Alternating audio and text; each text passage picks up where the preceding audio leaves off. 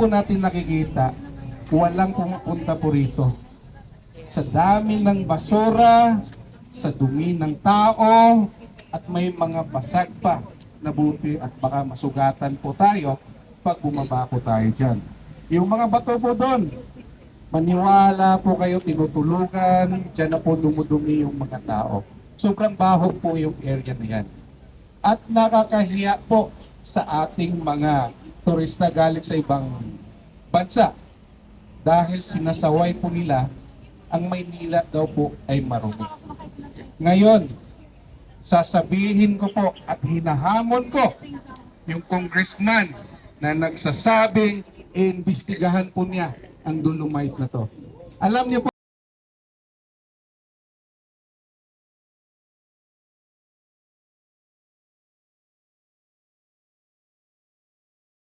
umaga po sa ating lahat. Assalamualaikum warahmatullahi ta'ala wa barakatuh po sa ating mga kapatid Muslim. Alam niyo po, una sa lahat, pasalamatan po natin si Ma'am Michelle. Kasi sila po ang nag-alaga. Hi Ma'am. Congratulations po. At huwag po natin kalimutan ang ating Blue Warriors. Palakpakan po natin sila. Dahil araw-araw po, nandiyan po sila para maglinis sa ating Dolomite. Alam niyo po, mga kapatid, pasalamatan din po natin ang aking Vice Chairman for OFW International po sa PDP, si Ma'am Gemma Soto po. Dahil sa initiative nila na maglinis, ipakita sa ating mga kababayan ang pagsustina sa ating Dolomite ng mas malinis at magandang tanawin ng ating mga kababayan at ang ating mga turistang foreigners. Sabi nga ni Ma'am Michelle kanina sana maabutan din namin ang nanginginig sa future. Alam niyo po mga kapatid, 2001, naabutan ko po ang buhay ang Maynila. Sino po nakaalala nun?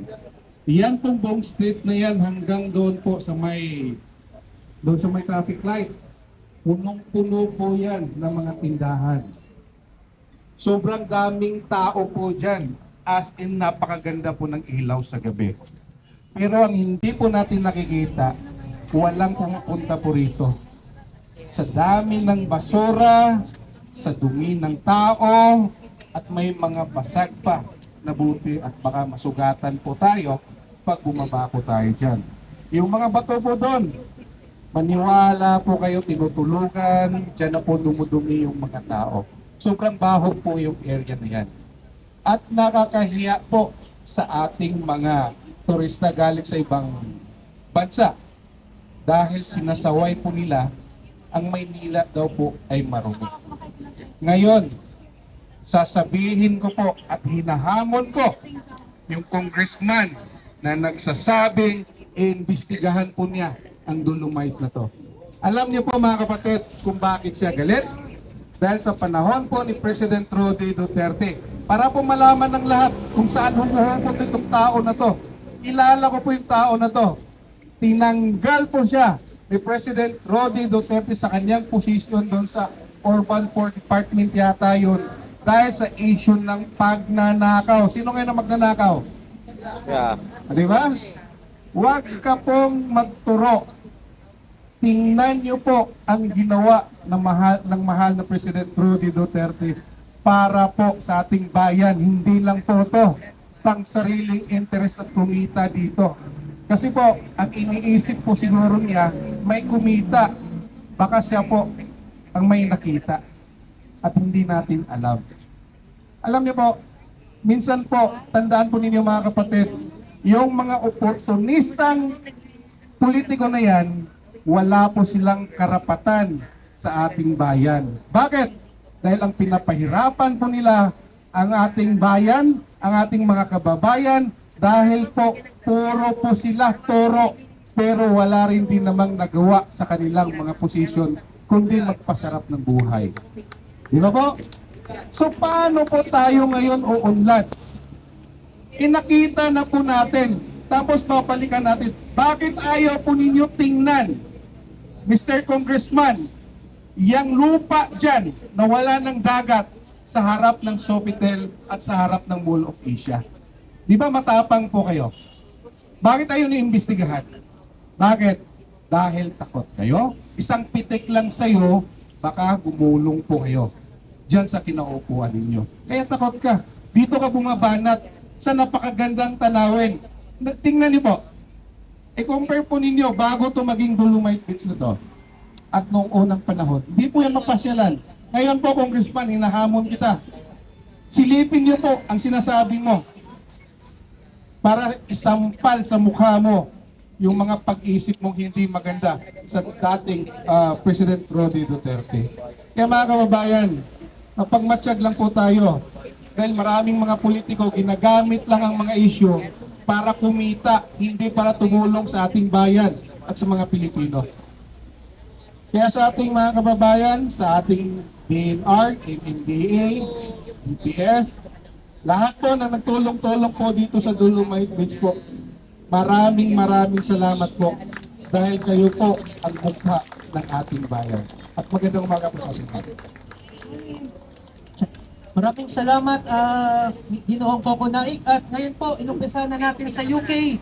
Dako naman po tayo sa Hong Kong kasama Relo ni Senator Bongo, relo ni PRRD, ni Tatay Digo. So, gagawin natin na mamaya sa gates. At saka maraming goodies dyan sa likod. Ang uunahin natin sa tawagin para sa message, of course, kasi papasalamatan po ang core ng Dolomite Clean Up Drive. Of course, nauuna ang UFG, Hong Kong, UFG London, at yung sila Mitch, no, Santa Rosa, and of course, malaking pasalamat natin sa DENR dahil hindi tayo pinapahirapan. Yan. Yes. Madaling kausap ang DENR, kaya next project natin is the tree planting. Sila pa rin ang ating lalaki. Tatawagin ko muna, magpasalamat sa message, UFG London, Emily Barameda.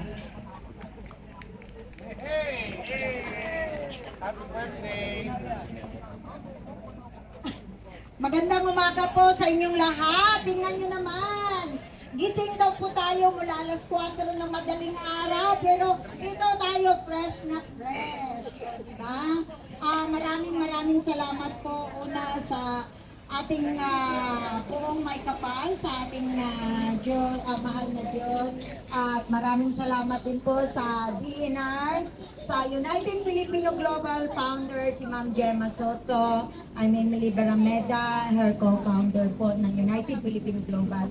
At lahat po na OFWs from Hong Kong, Bahrain, saan pa?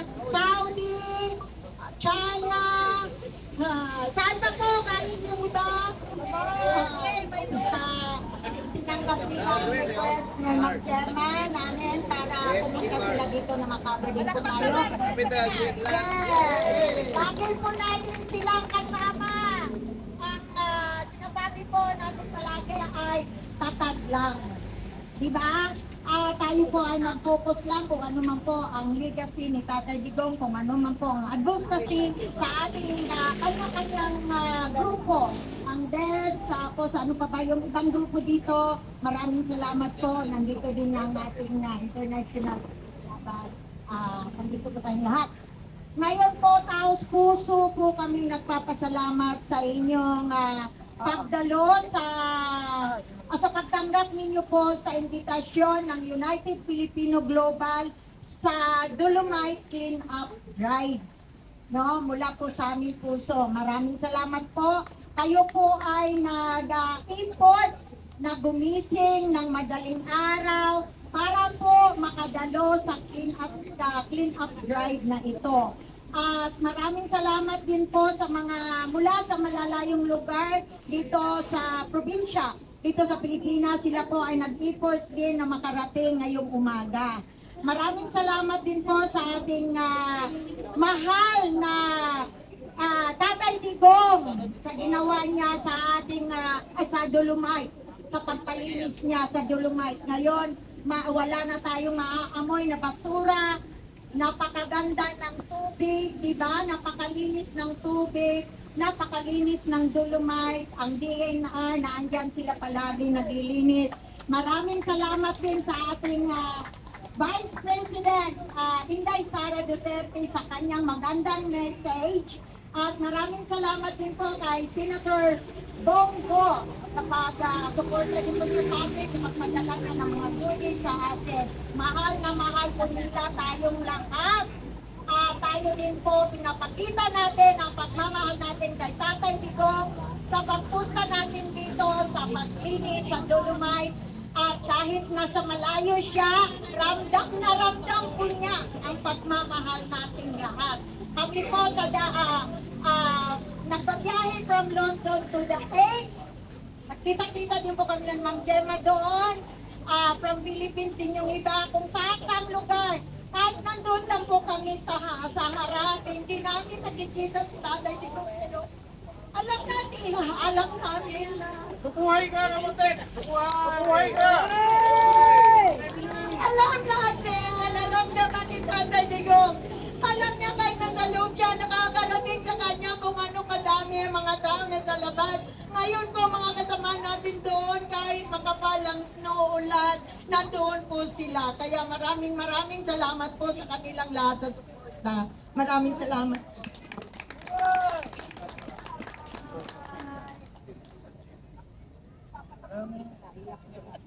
Maraming